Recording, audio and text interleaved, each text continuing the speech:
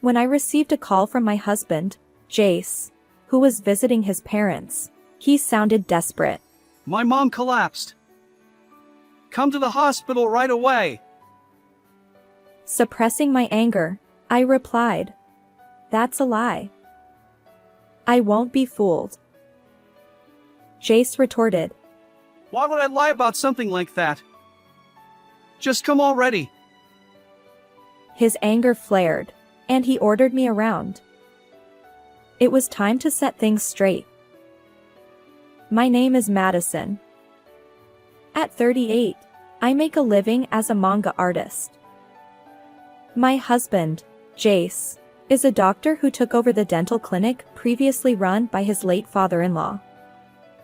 Our daughter, Lydia, is a first-year middle school student, and everything seemed to be going smoothly. However, we faced two significant problems. First was the presence of my mother-in-law. Initially overbearing, her interference intensified after my father-in-law's death 10 years ago, leaving me perpetually stressed. My mother-in-law would say, Jace is a doctor. You should handle all the household chores and childcare while supporting him. A manga artist? Drawing won't earn you any money. Stop those bad influences on Lydia and focus on her education. She constantly criticized my methods and even meddled in my work.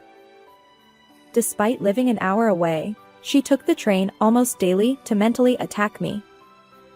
When I consulted Jace replied gruffly, She's just nagging.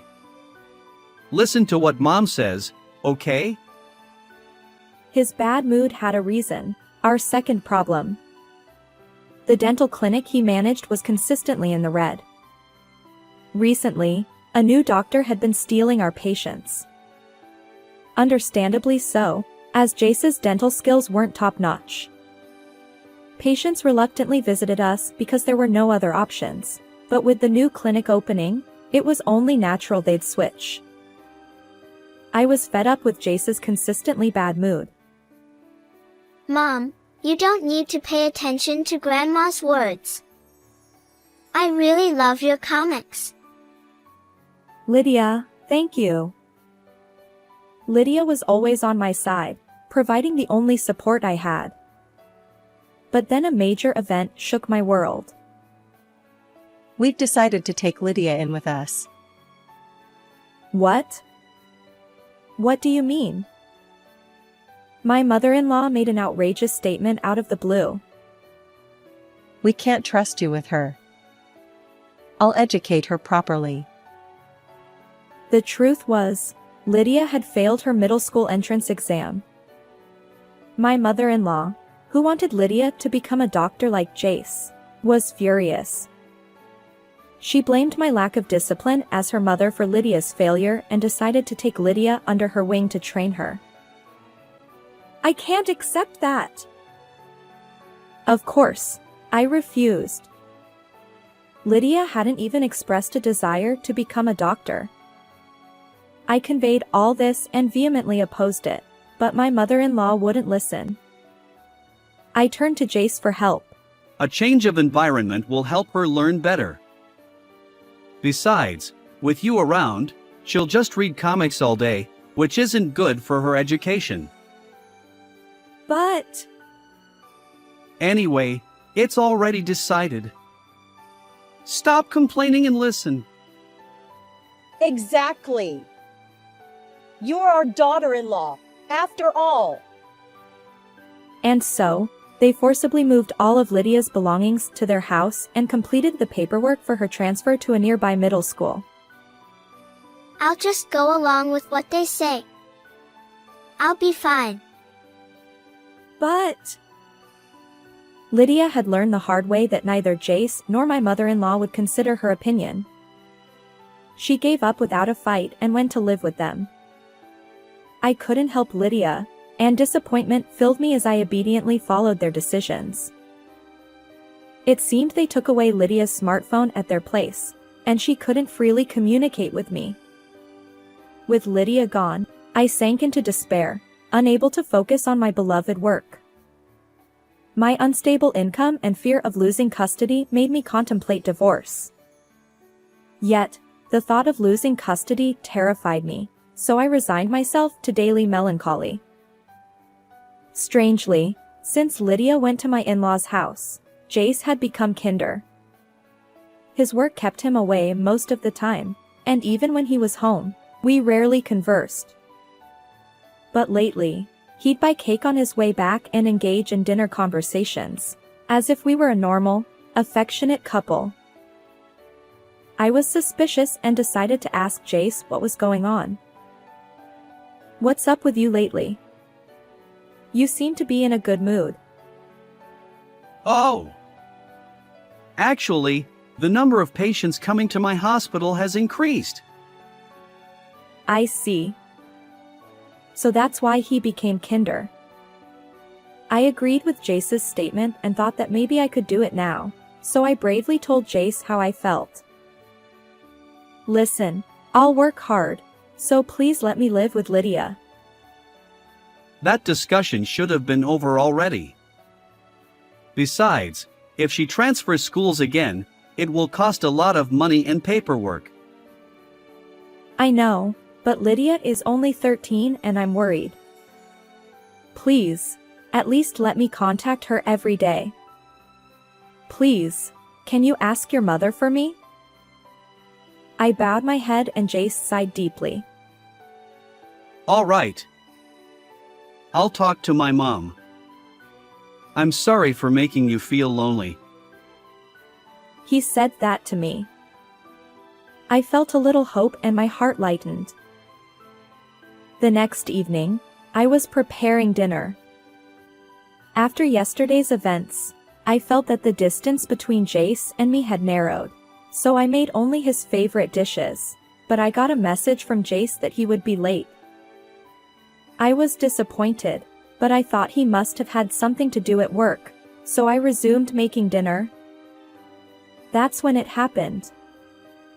I heard the sound of the front door opening, and before I had time to wonder, the living room door opened with a loud thud. I was startled and tensed up, but to my surprise, it was Lydia who was there. "Huh? Lydia?" Mom. Go buy a security camera right now and install it in the garage. Lydia said that and handed me a letter. There's a detailed explanation written there, so read it. Hurry up or Grandma will find out.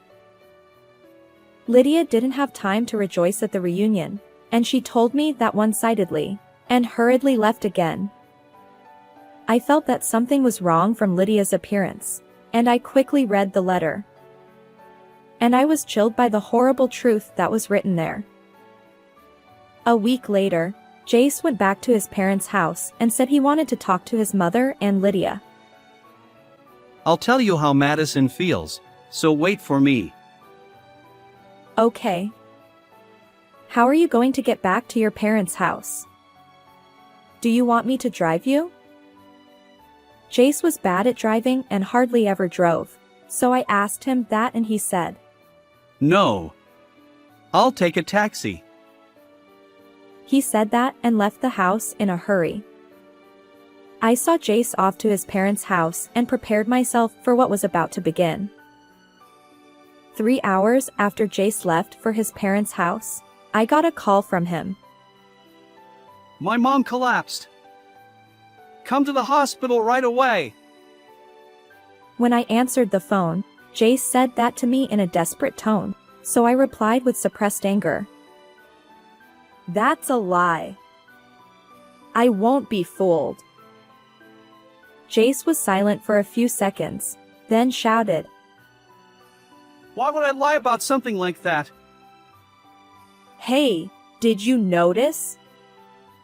I installed a security camera in the garage. What? There, I saw you cutting the brake hose last night. When I told him that, I could tell that Jace gasped on the other end of the phone. If you want me to drive so badly, Why don't I take your precious, named Sadie? Shall I drive with her next to me? No! Jace was clearly shaken, and I sighed deeply. Did you think I wouldn't find out? You were hardly ever at home, saying you had work or something. But you were probably going to that woman's place, weren't you? No! I didn't cheat. You won't admit it? Then I'll go to that woman's house and confront her. If she lies too. Then Jace interrupted me. You don't have any proof, do you? You don't need to go that far. I don't have proof, but it will be clear soon. What do you mean? I mean, you're going to be arrested. Right after I said that, I heard the sound of a police siren over the phone. What did you do? What? I just told the truth. How dare you, a doctor, try to take someone's life for selfish reasons? You better reflect on your actions in prison. Shut up. I won't be caught. He yelled and I heard him running, as if he was trying to escape, so I told him loudly. You shouldn't run, you know? You'll only make your crimes worse. Jace didn't hear me or ignored me, and I only heard the sound of him running, but a few minutes later, I heard him being restrained by a police officer. No! I'm a doctor. I didn't do anything. Then why did you run? That's... Anyway, I'm innocent. Let me go. He kept resisting until the end, but the call was cut off in the middle. I was worried about what happened, but the police contacted me and said they had taken him to the police station safely, and I was relieved. Lydia, are you okay? Mom, After the police questioning was over, I met Lydia, who had also been questioned. You must have been tired from being asked so many things. This is what Lydia told me. A few weeks after Lydia started living at her grandparents' house, Jace was called by his mother and came to their house. There, the two of them were discussing how to make me disappear in an accident and get the insurance money, and Lydia happened to overhear them. They thought that if he said his mother collapsed, I would rush to the hospital, and if I had an accident, that would be the reason, and no one would suspect the car was tampered with.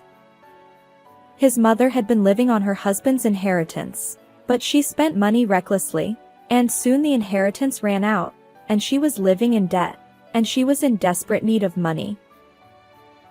So she asked Jace for money, but Jace was also in debt to keep his clinic afloat, and he was spending the extra money on his mistress, so he refused to give her any. His mother was in trouble, so she suggested this to Jace. Why don't you put a lot of insurance on Madison and get rid of her? What? Get rid of her. You have someone else you love, and you need money, right? It would be convenient if she was gone. I would be saved if I got the money, too. It's a win-win situation. That's true. And they planned this crime. Lydia, who knew everything about the plan, hurried to warn me of the danger. But she had her smartphone taken away, so she couldn't record the scary conversation or tell me about it. So she asked me to install a security camera to get evidence when she came to me as soon as her grandmother was away. I went to buy a security camera right away and installed it in the garage. And yesterday, the security camera showed Jace secretly tampering with the car, and the drive recorder also recorded his voice talking to his mother on the phone. This will get us a lot of money. I'll feel relieved when she's gone. So I took the video and audio, Lydia's letter, and went to the police as soon as Jace left. The police were on their way to question Jace at his parents' house when I got a call from him, and that's how he was arrested. If the brake hose is cut, you'll notice something is wrong as soon as you start driving, so it won't cause a fatal accident, but Jace and his mother, who don't drive, didn't know that and committed the crime. What a foolish pair of parent and child. They took Lydia to their house by force to make her work for them. His mother did nothing at home and just lazed around, and she made Lydia do all the chores.